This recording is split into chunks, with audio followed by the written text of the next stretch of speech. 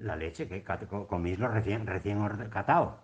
Y después, a lo mejor mi madre dejaba una taza para el día siguiente. Y aquella leche cuajaba, hacía así como un requesón, cuajado, leche cuajado.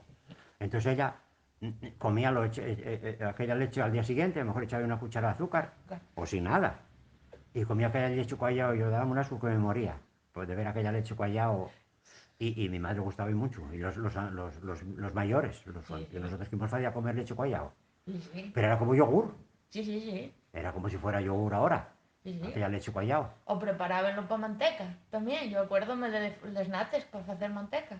Hombre, sí, no me sé, claro. Sí, sí. Y yo acuerdo en Ballena Oscura como una desnatadora. Llevamos había un paisano que sacaba la leche a eso.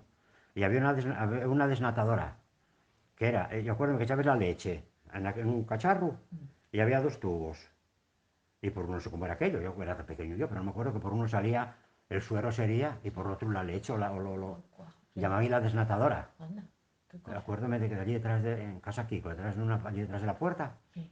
allí desnataban la leche. Bueno, eso era práctico, porque Pero quitábate tiempo de trabajar. y entonces, ¿cómo sería aquello? Bueno, no eché más tras de ello, ¿no? Nunca supe más cómo era, como aquello de las desnatadoras. Algún Porque invento que hizo. le sacaba la leche a la campa en burro. Anda. Sacaban la leche a la campa en unos bidones. Sí, No en nosotros, en casa de mi padre también hubo leche que había que sacar unos bidones arriba a la campa. sí. O el burro hasta la campa. Para que pasaran a recogerlo. Y cuando les neváis que había que subir con el burro, había que ir espalando y con el burro para que no cayera, que pegaban los bidones en la leche. No, si antes aquello ¿Y cuánto tardabais en subir a la campa? ay madre, con los caminos Porque, como estaban claro, igual, por una hora. claro. Había que ir a Villarrica Mm, y de Villarrica subir a la campa, claro. porque claro, por camino no podía subir, porque el camino era más puesto y tenía más, Era más peligro. era subir por Villarrica porque ya es un poco y era mejor subida.